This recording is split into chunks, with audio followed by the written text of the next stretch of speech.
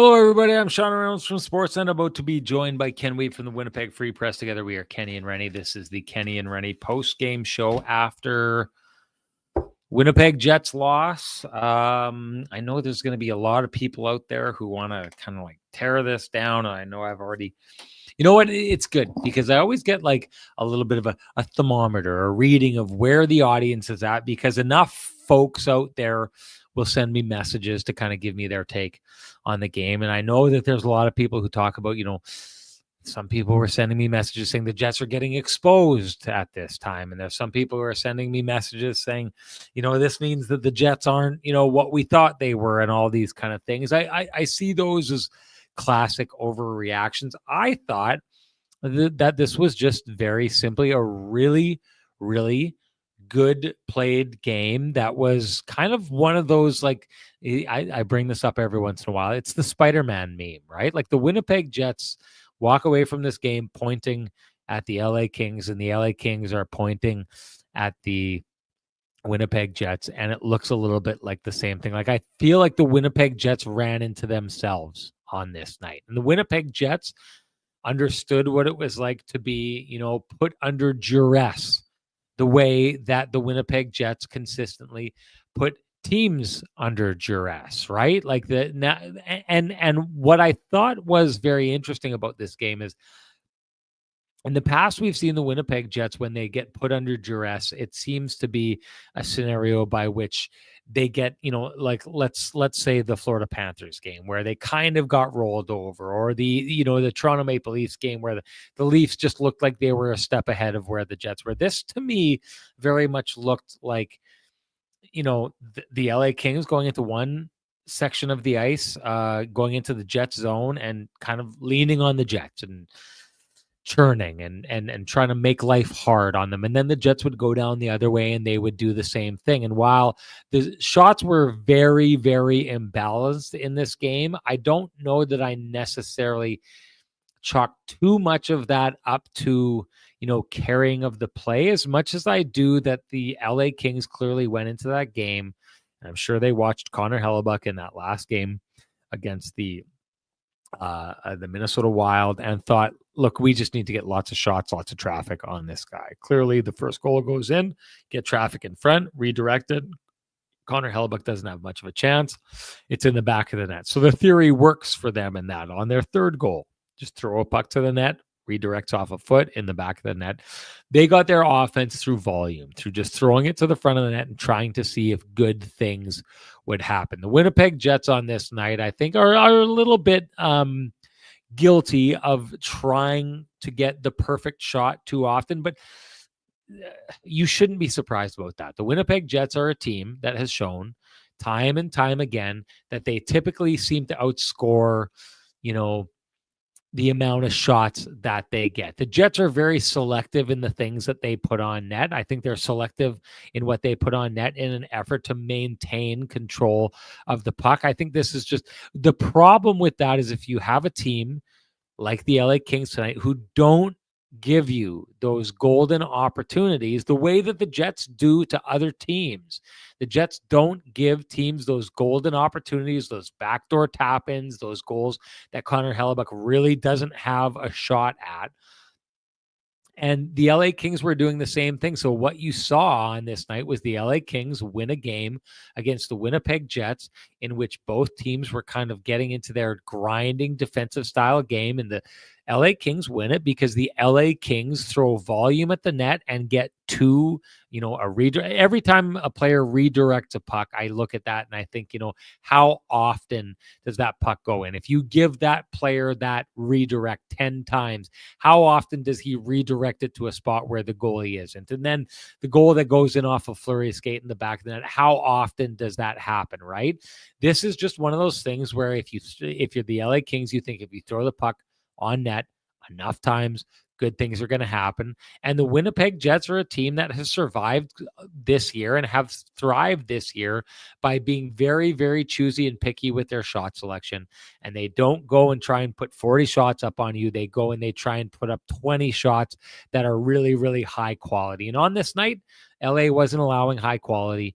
The Winnipeg Jets weren't either. but the LA Kings win with just volume on net and one egregious error. Maybe I shouldn't say egregious, but it looks pretty obvious when Phil Danault gets the puck and has all the time that he has to not only get the shot, but get the rebound and put it in the back of the net. I see this as a similar game to the game that the Winnipeg Jets just played against the Minnesota Wild. I'll say it again. The Minnesota Wild were the better team in that game against the Winnipeg Jets. Connor Hellebuck stole that game. But that game came down to the one goal where Alex Iafallo gets tied up with those guys.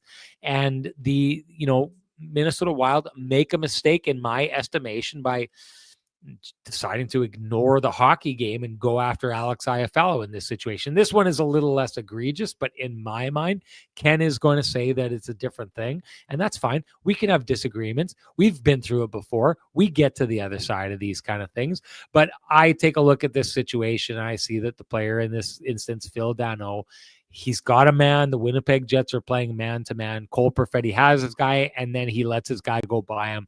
And you do not see the Winnipeg Jets allow an opportunity like that where a player has that much time, that much space in front of the net. It's in the back of the net. To me, this is that one mistake game. Like, that game is won on that one mistake. And all of a sudden it looks like it's 4-1, just like the Winnipeg Jets beat the Minnesota Wild 4-1. But really, this is a 2-1 game, and it's a 2-1 game essentially based on one mistake that is made. That's my take on the whole thing. Time to bring in the man with the best music in the business for his take on the whole thing. Here comes Kenny, folks.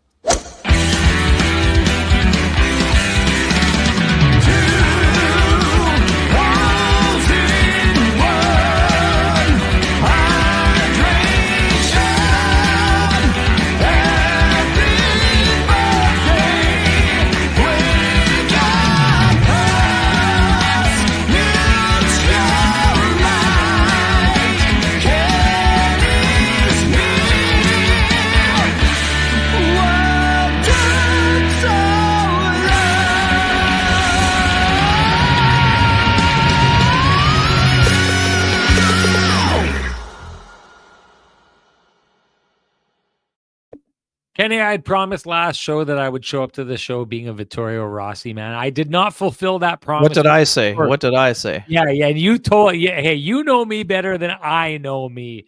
But I will say this: I have sacrificed a lot of time with the Hockey Night in Canada cruise and the National cruise in order to make sure I was spending this time on this show here. I had a window of time to get out with the gentlemen and the ladies from the broadcast here tonight and still watch the Jets game at a place here, the R Bar in Columbus, that was showing it. So I had to take that opportunity, and I couldn't just be going down and strolling in the suit. So unfortunately, I'm not a Vittorio Rossi man on this night, but I'll tell you, I got lots and lots of compliments down here for being a Vittorio Rossi man on this night. So much so that, like, I think there's going to be some people from Columbus hopping flights to Winnipeg to head on down to Corden Avenue, walk into Vittorio Rossi, and loudly proclaim that Kenny and Renny sent them. Ask for Frankie and the boys, because they know, based on how I was looking tonight, that they'll be done up right. Ken, what'd you take away from that game?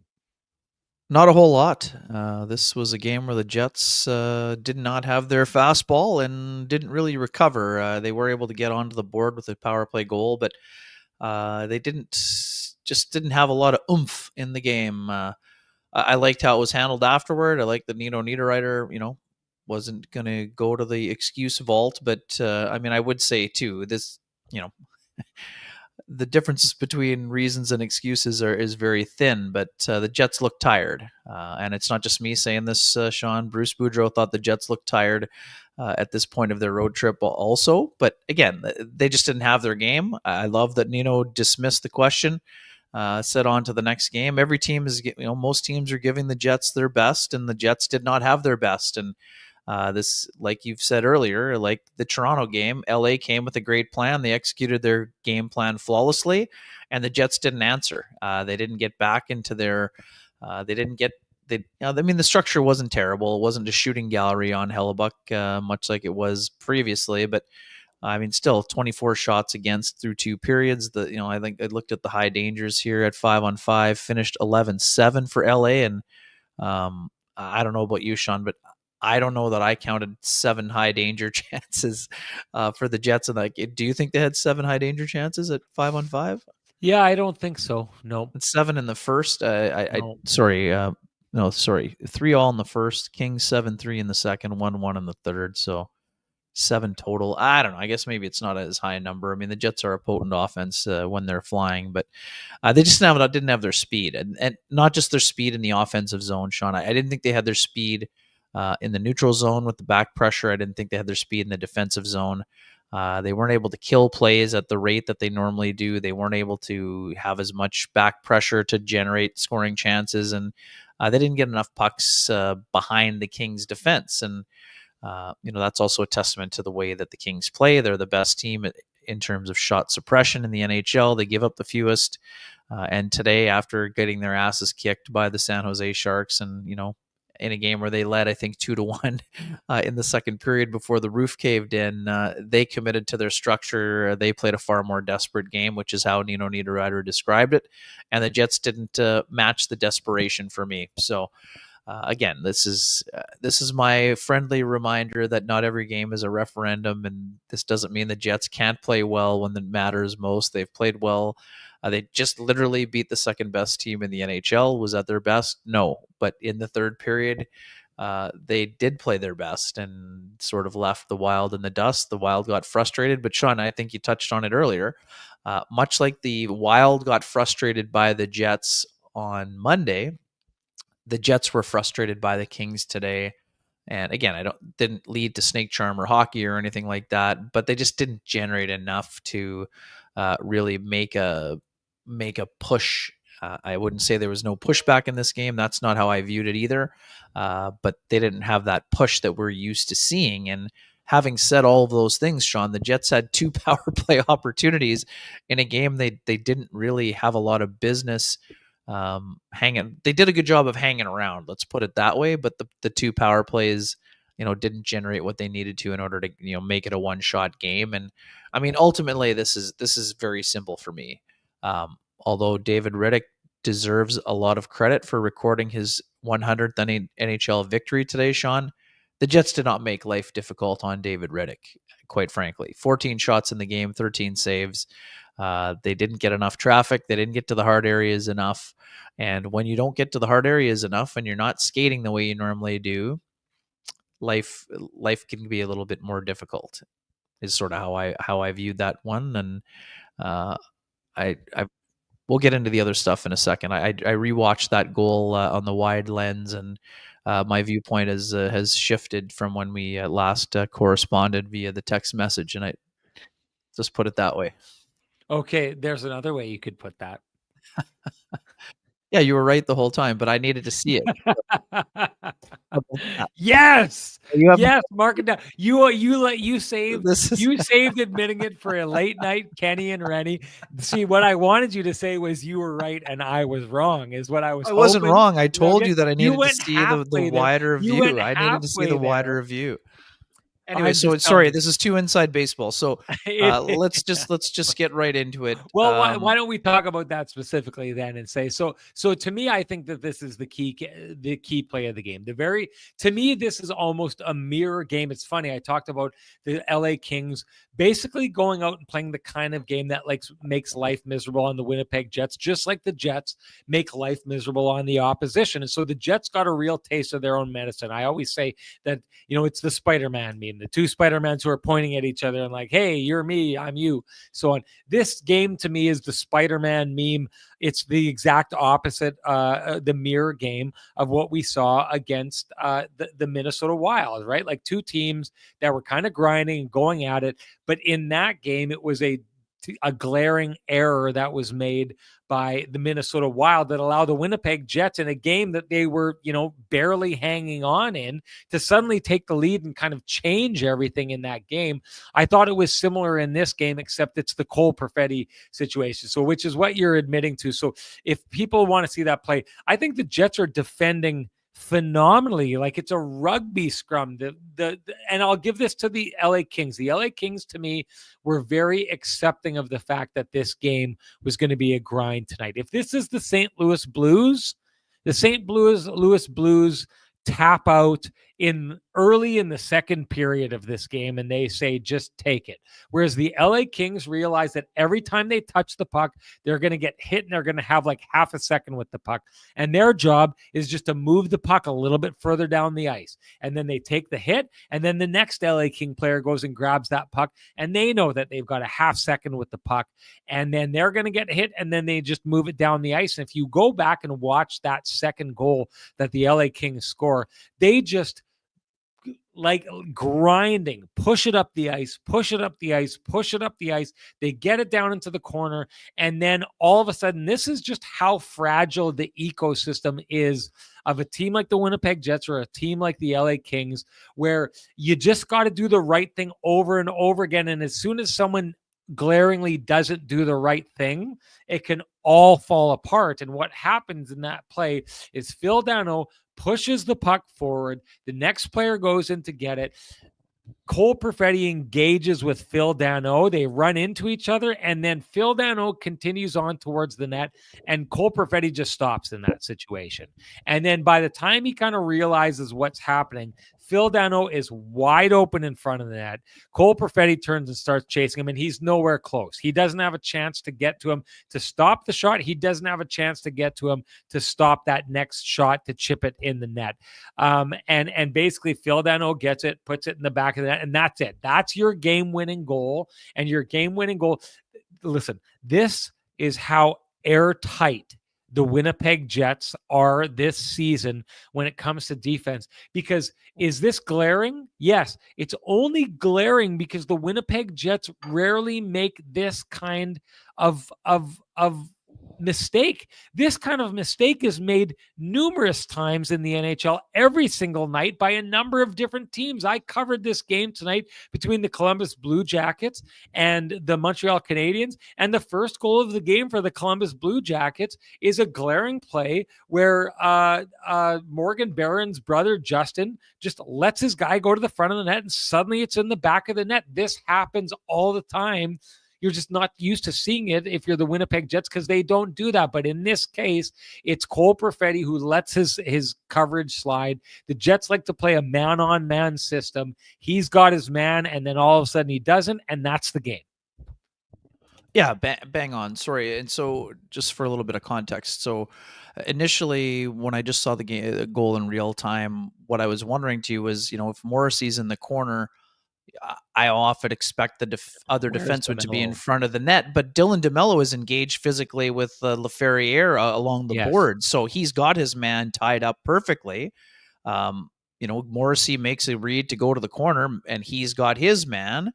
But yeah, I mean, basically, Perfetti is out-muscled first by Danault when they bang into one another, and then he's out-hustled to the front of the net, and then also to the rebound. So, Sean, you know how much I love baseball. So to me, what we always hear in baseball is when a player is struggling at the plate, when he's going through a slump, you can't take that into the field and let it affect your glove or things of that nature. So to me, this is a rare instance. Cole is a very, very smart, cerebral player. He's smart in the offensive zone. He's got great instincts, but he's also smart in the defensive zone. This is one of those situations where subconsciously or not, when you're going through into what is now an 11-game goal drought, even when you're feeling confident, he spoke with my colleague Mike McIntyre in LA this morning after the morning skate and said he felt confident because he's getting chances even though he's not converting. It felt like one of those situations to me when, Sean, maybe you're, like I said, subconscious or not, you're thinking about the chances that aren't going right now. And you sort of had one small, like you said, it's a small defensive lapse, but in a game like this where the Jets are struggling, it looks so glaring. And Sean, it's one of those things that won't look good on the video, right? It's one of those things that won't look good on the video the next day. It happens to all players. We're not here to dump on Perfetti. And as I said, very smart player, very smart in both zones. But this time he got beat by Phil Danault on 2 occasions. Like I said, out-muscled, then out-hustled. And again, Danault, it's a great example of battling through. Phil Danault is on a big-ticket contract. He's an important player. 1 game ago, he was playing on the second line. Today, he got demoted to the fourth line. But you know what he did? when he got demoted to the fourth line, he scored the most important goal in the game. So that's a good job by a veteran player of battling through.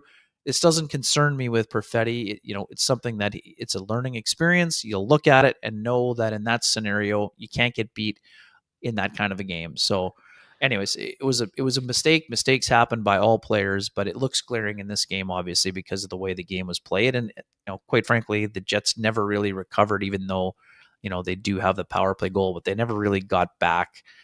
They never got control of the game. Let's put it this way: they didn't attack enough. And again, that play as a whole is kind of emblematic of how the game went for the Jets. They weren't getting beat all the time, but when you get beat, that's what happens. And Sean, to sort of just piggyback on that, it's totally unlucky for Hayden Fleury, but on that scenario with the zone entry, Brant Clark, a young player trying to find his way in the NHL, makes a smart, patient zone entry. He doesn't panic with the puck. He doesn't dump it down low. He finds the trailing guy. The shot is taken. It's tipped by Fiala. It goes off the skate of Fleury. It goes in, and there's the insurance marker. But anyways, it's just one of those things where, like I said, this is a very much a teachable moment. Scott Arniel was quick to defend the player this morning in Perfetti and saying he's liked a lot of Cole's game, even though he hasn't scored for now 11 games. But I mean, Scott Arniel also put Alex Iafallo on the second line for a couple of shifts in the third period. So he's obviously seeing that Iafallo. Sean, it's a great example of what you talked about the other day. Jets don't really want to break up the fourth line because it's really rolling. But when Iafallo's rolling, you wonder if that can have a sort of snowball effect on Ehlers and Nemesnikov in that scenario. And that's why Cole got bumped to the fourth line, for a brief time in this game. And like I said, I don't think it's massive cause for concern, but it was a game where, Cole's still a young player in the league, and he made a mistake, and it cost them in this situation. But again, the Jets made plenty of other mistakes. Not all of them ended up in the back of the net. It's just one of those things. Teachable moment, move on. I don't think it will linger or bother him. I'll say this, the conversation that we had last, I do think that the Jets are set up in a way that they're so structured, it does make things hard to move. I've said this in the past. There would be, I covered the Canadians tonight, and Kirby Dach, who is supposed to be their second line center, and Uri Slavkovsky, a first overall draft pick, got busted down to the fourth line. And very simply, I asked Marty St. Louis if there's, something higher level in this, if this is like a game of 3D chess or 3D checkers or whatever. And he's like, no, this is a wake-up call for those guys. Like, you're not doing what you're supposed to do, so you go down to the fourth line. I've said this before. Like, I think that on a lot of other teams, that you would see a guy like Alex Iafallo more often jumped up into a spot to take to take the place of Cole Perfetti. If the Winnipeg, and part of the Winnipeg Jets doing that is the fact that they are doing so well in the standings that they've got that time, like we talked about in the past, to allow players to get going. But at the same time, I do think that there's something to be said about the idea of motivating players, and that, the Jets have never really used demotion as a tool. Like, you think of this going way back to the Paul Maurice era, people a lot of times have talked about the idea of players just not playing the way they should and getting demoted. It's never been a tool in Winnipeg. I don't know why that is. Maybe it has to do with something that you don't want to. It's a risk. You're going to take a player and you're going to demote him to the fourth line. Sometimes that can piss people off. And then if you start getting people who want to be out of town, Winnipeg's not the easiest place to get people to come into town. Maybe that's what it is. Maybe that makes sense. But I do think that on a lot of other teams, in the situations that we've been seeing lately, there would have been no hesitation to take a player like Alex Iafallo and move him up into the second line. If anything, just to let Cole Perfetti know that there's more being demanded of him and there's more needs to be done. That said, I want to make it absolutely clear, the game that the Jets play tonight, like, I really implore people to think of the Jets tonight as the victim of the Jets, like the teams that they've played so much so far this year.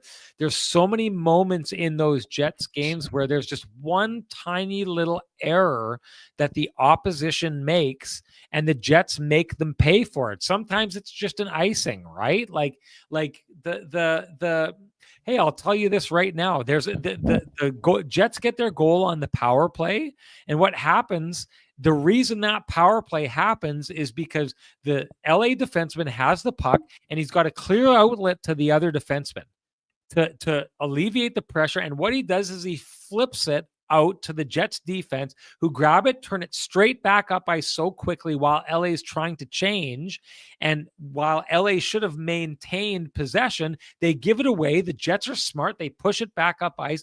All of a sudden, it ends up in that play where Kupari goes in, or sorry, where there's an odd man rush, and all of a sudden there's a penalty taken, and the Winnipeg Jets have a penalty. It turns into a goal. Like, the Jets make them pay. You have to understand here tonight that Cole Perfetti making that mistake is the result of a team that allowed, put the Jets' feet to the fire tonight, and things like that break, right? So we're saying this about Cole Perfetti. Cole Perfetti and the Winnipeg Jets were under complete and total duress by a really good team tonight. You're going to make that mistake. To Ken's point, this isn't a way of beating up on Cole Perfetti, but it's a way of saying this is the Winnipeg Jets and how they look when they are under the duress that other teams put them under. And I did want to bring this up because this is LB says, who cares if we lost against the Kings? The Jets are pretty much a dynasty. LB is trying to get invited into my hot tub. I know what's going on here.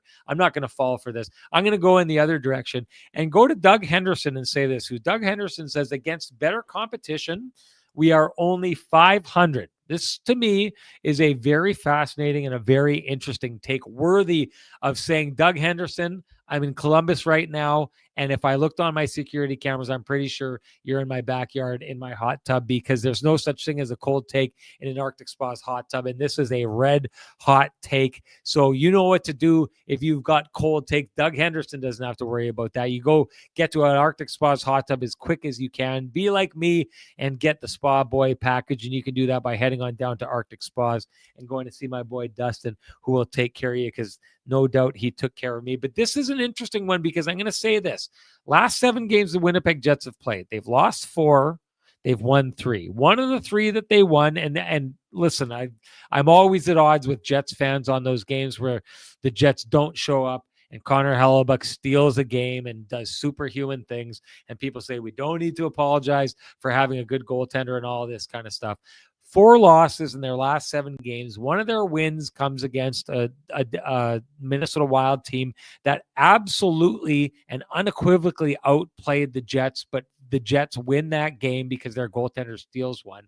But there is something to be said, Ken, or I want to explore the idea, and I'm going to throw my theory at you. Maybe it's my crazy Sean Reynolds theory, but going into the season, I said this, and I think it's turned out pretty good. The Winnipeg Jets hit their best sooner than any other team in the NHL. And I think that plays a big factor in what we saw from the Winnipeg Jets start this year.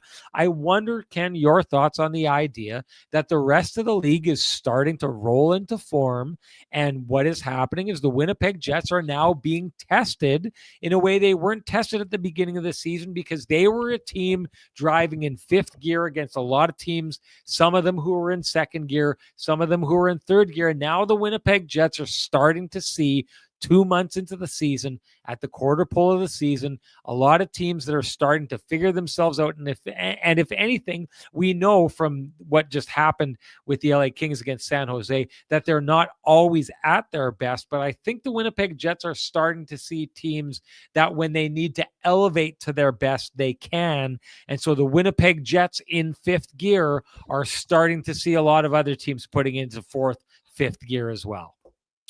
Yeah, I mean, it's not a surprise that some teams are getting better in the second quarter. I mean, all teams are aiming for that, and the Jets are aiming for that also. I mean, in terms of a 500 record against, good teams, okay, so Edmonton went to Game 7 of the Stanley Cup Final. At the time the Jets beat Seattle, they were hot. At the time the Jets beat Calgary, they were a point out of first. They split with the Stanley Cup champions. They split with the Tampa Bay Lightning.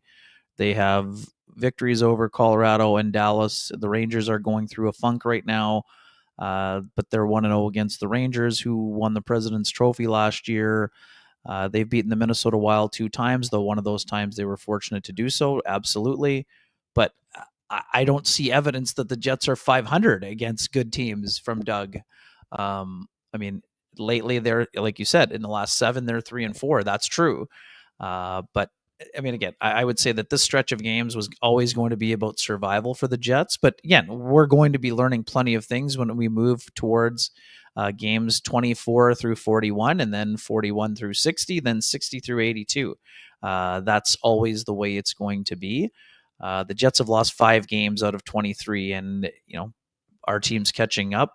Sure, I mean that is fair, but the Jets set the bar so high that we didn't think the Jets were going to be going 70-12 for the season. So getting to their game faster is accurate, but I don't think that there's been a big dip in their game. The schedule is so. What I would say is the schedule is a little bit more with what you're saying, spread out. But we looked at this at the beginning of the year, Sean. This isn't about excuses. The Jets are in a stretch of 9 of 10 games on the road, in 3 or 4 time zones, and they're playing some of the best competition in the National Hockey League. So yes, they are seeing teams that are facing more urgency than they are, and that's part of the challenge with being the team that is being hunted, Sean. Right? That's the beauty of hockey. The Jets haven't had the opportunity to be front runners a ton in the last stretch of time. They've had good starts, yes, but I think that this is a great test for them, and I love that. Said they didn't love much about the game, so that's good. They didn't have their best, and when they don't have their best, then they can be a pedestrian team. So that's a good thing to know, because it forces you to play your best as many times as possible. So I just don't. I don't like the idea, and this happens over and over again, and it definitely happens in our chat room, that every time the Jets lose, it's they didn't have their fastball, and they didn't have their best game, and they had a pedestrian game, and it's a response from the Jets as well. And I'll tell you why I don't like it, Ken, because it's an arrogant thought to have. It's arrogant to say that we are only losing because we didn't show up tonight. Otherwise, I didn't say that. Okay, sure. I know that you didn't say that, but I this is more a comment on what I'm saying, where every time we have this, and it will say something about the amount of people who show up to watch these shows there. It's not worth talking about games that the Winnipeg Jets lose and things like that. But I don't agree. To be honest, I'm on the opposite side of you on your assessment of the game tonight, in that you're saying that the Jets didn't have their foul. I thought that the Jets, I looked at that first period, and to be honest, what I had to do is I finished my game tonight, and I took a look, and I got here and I started watching with 7 minutes left in the first period. And then the intermission hit, and I went back and I watched the beginning of the first period. And what I thought I was going to see is a Jets team that was getting caved in because the shots were so lopsided. And what I ended up seeing was that it was a very even game in which the Jets were playing really fast. They were pressuring, they were getting into the zone, but LA was doing the same thing. And the shots that were being of the shots that I forget, it's 11-5 or something like that, or 12-13-5. 12-5, yeah. 5 or 6 of those shots. One of them is a shot flipped from the other end of the ice. One of them is just a slowly passed shot that no one gets to pass, that Connor Hellebuyck I don't think Connor Hellebuyck was overly tested in this game. I go back to the idea that Fleury, that puck redirects off him, and that tip is going to be really, really tricky, no doubt. And then the guy gets inside and he beats him. But I don't look at this game, and I don't think Connor Hellebuyck was under fire in this game, even though the shots were in the opposite direction. I thought the Winnipeg Jets did a really good job of keeping the shots to the outside. I thought this was a Winnipeg Jets hockey game, and I think that it's plugging your ears and saying la la la la, and not wanting to hear things to suggest that the Winnipeg Jets only lose because they don't have their fastball or they didn't show up. I think what I saw here tonight, Ken, was a Winnipeg Jets team that showed up motivated after they got run out of the building, but found a way to win the game against the Minnesota Wild, and came into this game and played really hard against another team that played really hard, and they just came out on the wrong side of it. It's a couple bounces and it's a couple mistakes. It's actually a really close game, but I think that effort. I think that the audience is missing out on the point of what the Jets need to do if they want to look at this and say the Jets didn't show up and the effort wasn't there. There's a lot of people saying the effort wasn't there. I don't buy that for a second. This was a really good game, and the Jets were very much themselves in this game. Anyone who thinks that the Jets sleptwalked through this game, they're not paying attention. Yeah, I mean, so let me make myself abundantly clear that this was the best defensive effort against the Jets this year in terms of taking away shot lanes and all of those things. And I don't think the Jets weren't trying. That's not what I'm saying either. This wasn't we don't have our fastball, we'll just sleepwalk through the game. That's not what I meant. I just meant that the Kings made the Jets look slow. And when the Jets look slow, they're not dangerous, which is, I mean, Scott O'Neill, one of the first things he said, they didn't make life difficult enough on Riddick. They had very few extended zone time shifts. There were times, but again, that was as much to do with the Kings' ability to defend and take away the lanes and everything else. So I'm not dismissing that. What I am saying, there are going to be times over the course of the year. It's your boy Bruce. We have the most impossible standards, but it's cool. This is totally true, right? Like when you win and win and win and win, everyone's looking, and like I think that lends to it. Like sometimes you lose, sometimes the other team plays a really good game and you play a good game and you lose. It's your boy Bruce says we have the most impossible standards, but it's cool. Laugh out loud. I think it's your boy Bruce is totally right here. Everyone has just got these. If the Jets aren't not only winning, if they're not absolutely getting totally caving in their opposition, it's looked at as though the Jets had a bad game. Yeah, I mean the better team was LA. That's I mean Larry's saying that I'm making excuses. I'm not making excuses for the Jets. They were the second best team today. There's no disputing that, and I've said that from the very beginning when we started the show. Again, I don't think that the Jets had a lot of in the tank. I do agree with you. I think their intent was to bounce back from a really slow start against the Wild. And you're right. In the start, it wasn't that the Jets were getting caved in the first like they did against Minnesota either, but they took an early penalty and they gave up an early power play goal. And against a team, Sean, we know this, against teams like LA, even though they don't play the stifling 1-3-1 anymore, Jim Hiller's doing an awesome job. But what they do is if you give up the first goal to LA, they make life even more difficult on you as a team. And when the LA scored 152 in on a power play goal, it was sort of a sign of things to come. And that's why I said, I just don't think the Jets recovered. Their most dangerous players were not dangerous. I mean, Mark Scheifele and Kyle Connor had 0 shots on goal through 2 periods of play. So that's what I mean. The Jets didn't have their fastball.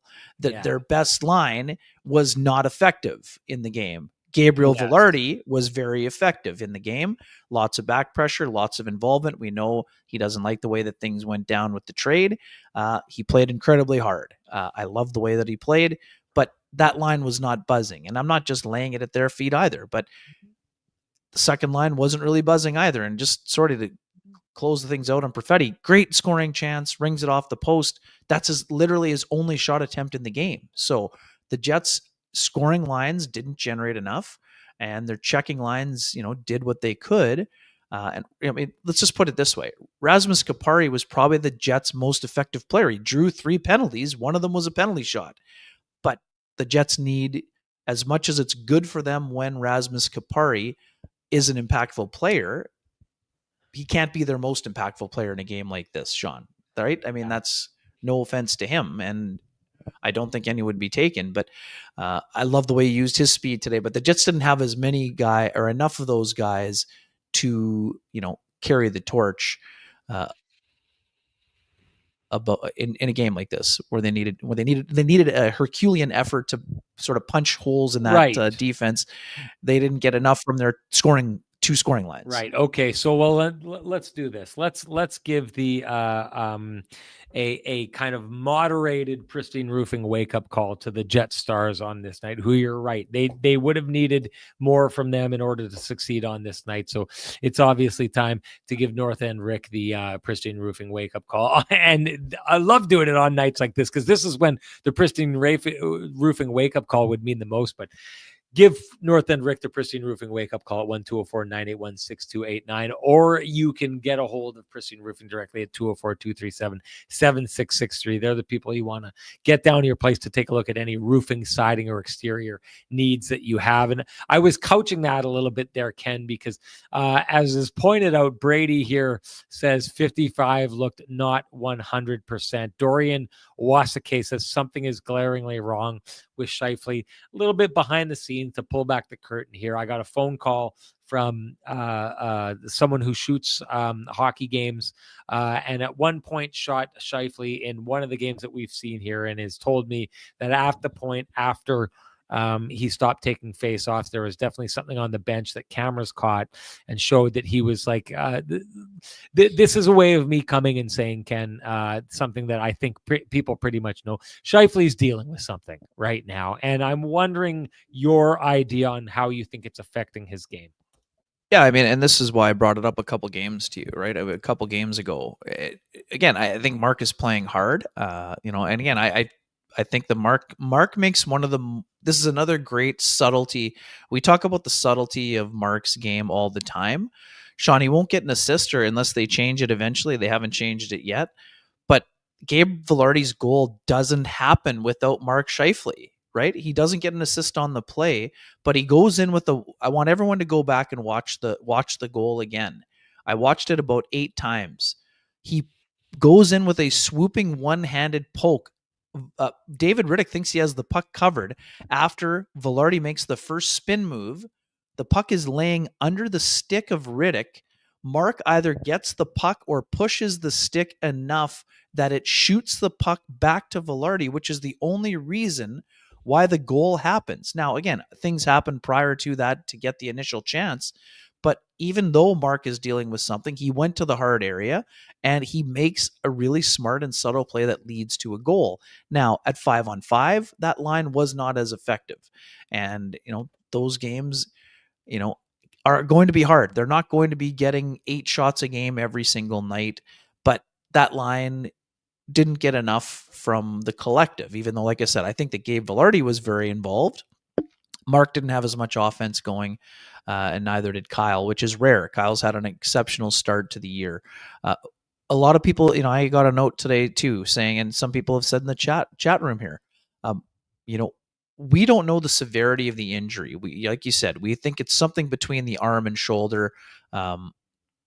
We don't know the severity. If this was something as simple, Sean, to me as Mark sitting a game or two and it would go away, I think the Jets would try to do that. But what I would also say is that Mark's an incredibly competitive person. And yes, the Jets have a ton of depth. And if they have to go without him for a little bit of time, they would consider it. But if Mark didn't feel like if he felt the injury was hindering him to the point that he's hurting the team, I think that they would sit him out. But how long, we don't know. But like, Mark wants to be in these games. They're playing, high-end competition. And Mark always wants to play in every single game. So again, without knowing the severity of the injury, it's hard for me to say, you know what, Scheifele should sit down.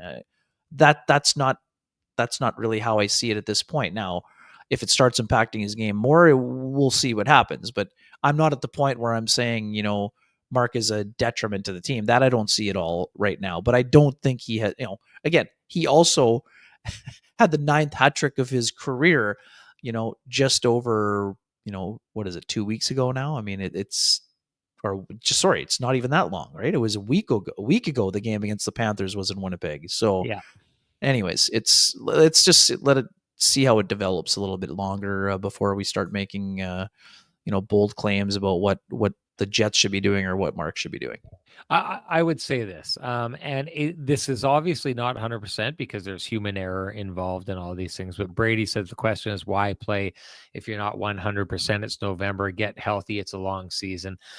I don't think this exists in the NHL anymore. Like once upon a time in the 90s, or even beyond that, Ken. Like I remember, what was it, the sports hernia that Andrew Ladd had in the 2015 playoffs and things like that. Like, so let's say 10 years. I think the NHL was still a place where players would take like personal risk. Like you're thinking of what's his name, that pitcher with the Boston Red Sox and the bloody sock, right? Like players that are going out and they're absolutely Maybe they still do that in the playoffs, but I honestly don't think that there are very many examples anymore in this modern day NHL of players who are going out and damaging their bodies in an effort to just like keep playing hockey. Like Mark Scheifele's body is his livelihood. It's his moneymaker, right? And like agents are saying this, general managers are saying this, doctors are saying this, like they're going to make the decision that is best for the player and best for their investment. Mark Chipman would not be okay with Mark Scheifele damaging the team because he's hurt. Like, I'm going to tell you this right now. If Mark Scheifele is playing, it's a pain management thing. And I think that Paul Maurice made this clear years ago. With a coach, if it's not a pain management thing, if it's something that's not going to get better, they'll get taken out of the lineup, period. That's how it goes. It's not within the player to have that question answered. But if it's one of these situations where a player is just trying to manage the pain and that pain is going to be there, but it's not slowing down the recovery process, this is $1 billion business. And they don't leave these things to chance anymore. They did. They used to. People used to do that all.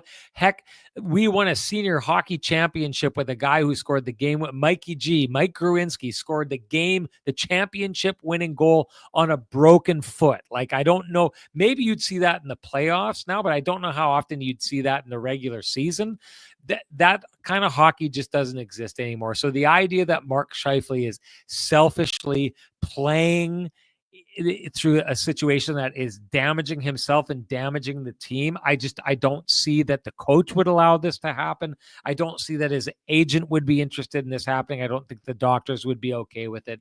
So I don't think that we can go in this direction and say what's happening is Mark Scheifele is very selfishly trying to stick around. Mark Scheifele is doing it because they think Mark Scheifele is better at this stage managing the pain than a replacement player is in his stead, and that playing is not going to slow things down. That would be my take on that. Ken, before we do move on, I want to get to Rasmus Kupari because I thought he was the best Winnipeg Jet tonight. I'd like you to give Sweet Lou Ferlin a shout out.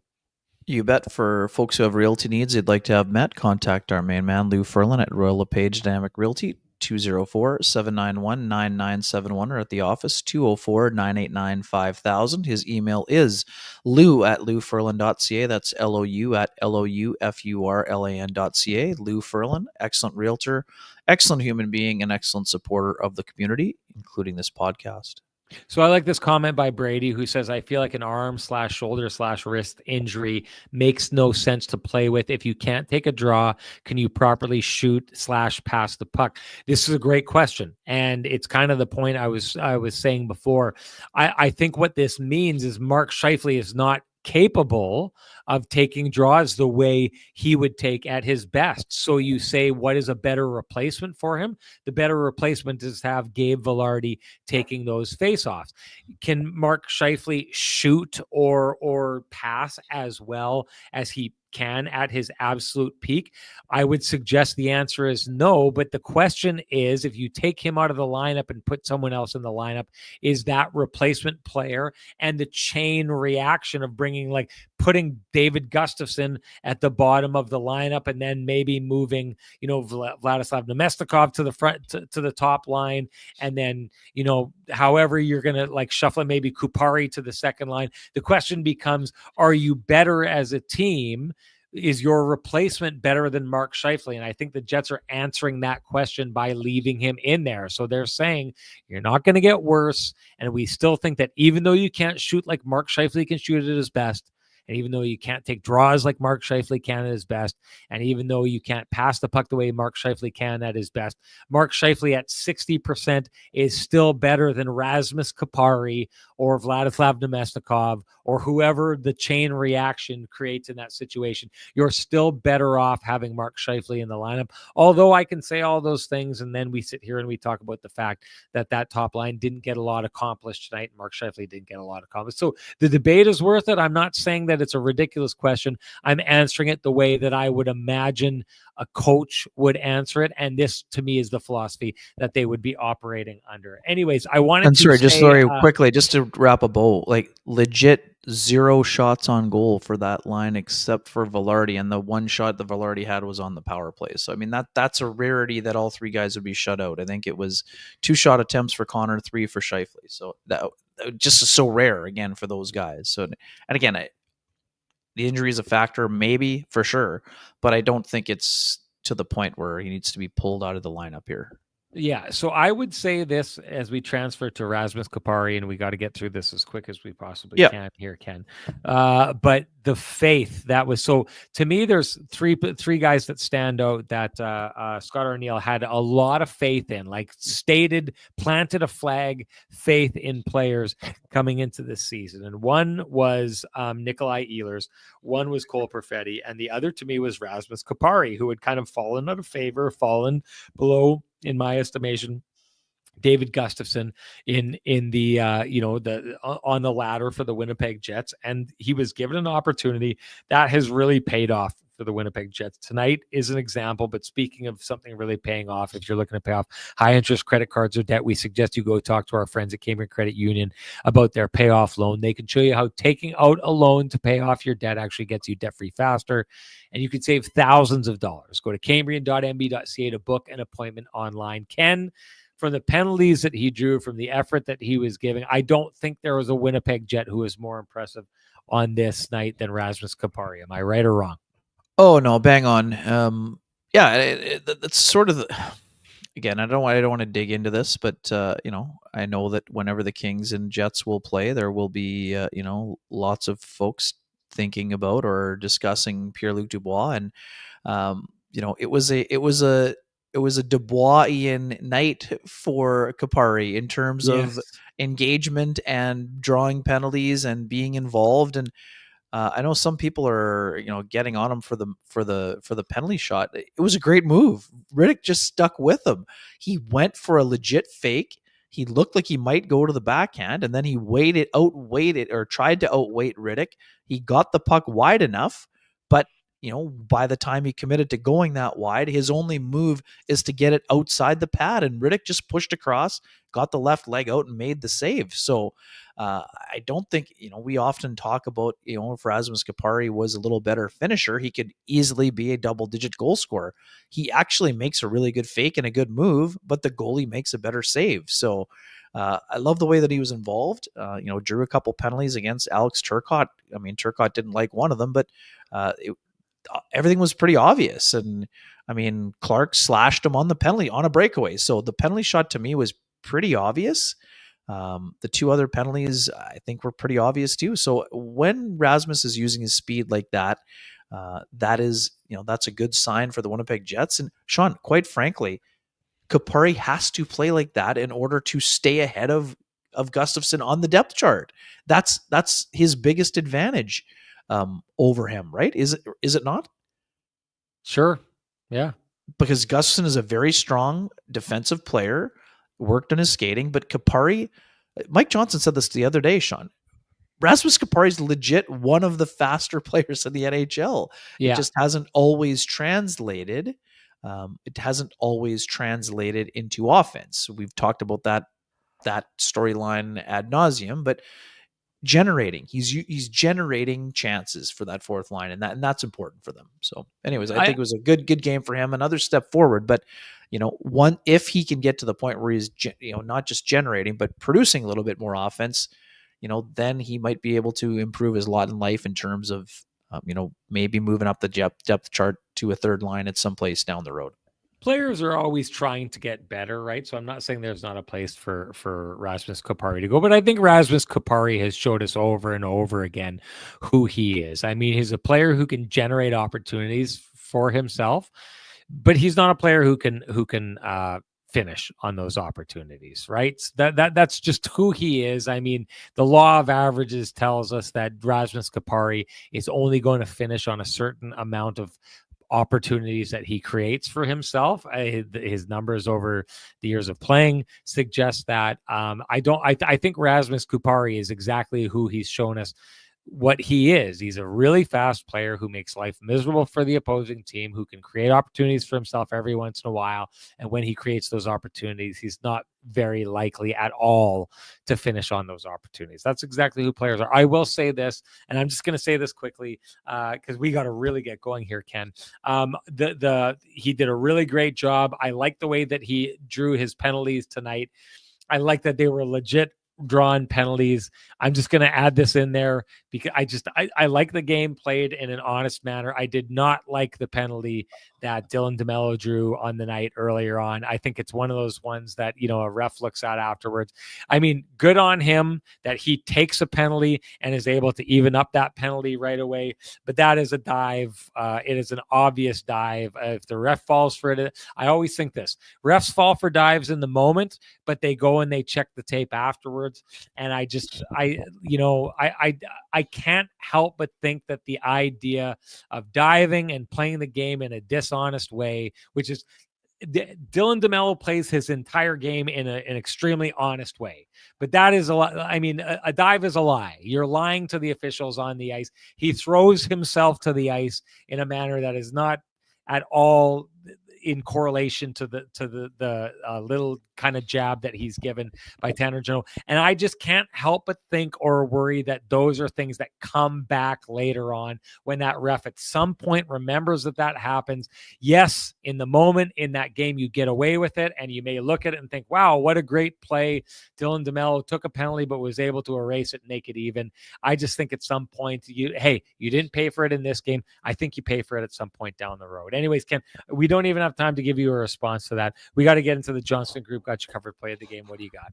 Yeah, for me, it was the Niederreiter back check that, first he has the hustle back check, then he draws the penalty, I think, on Danault, then the Jets score. So for me, there were a couple other opportunities or things we could look at, but to me, that's what I'm going with. Nemesnikov was the one for me where a penalty the dive on the 3-on-1 comes out on the ice, the 3-on-1. Like, that was a really well defended play by a forward. I was surprised to see that it was a forward in that situation. Great job by Vladdy Nemesnikov there. He's my Johnston Group Got You Covered play of the game. And hey, do you run a small business in Canada? Look to Canada's #1 employee benefits plan, Chambers Plan, to give you a competitive edge. Chambers Plan is the simple, stable, smart choice for over 30,000 businesses countrywide. Visit chamberplan.ca to learn more. And Ken, what do you have for our TCB Lamplighter of the game? Yeah, it's got to be the Danault goal for me, not just because it's the game winner, but just because of what we said. I mean, it should be a nothing play, but it's all about kind of hustle and muscle from Danault, a guy who'd been struggling, just his second goal of the year, I think, demoted to the fourth line, battles through, and like I said, teachable moment for Perfetti. But for me, it sort of was the clincher, even though, like I said, I love the subtlety of the Scheifele play on the Vilardi goal.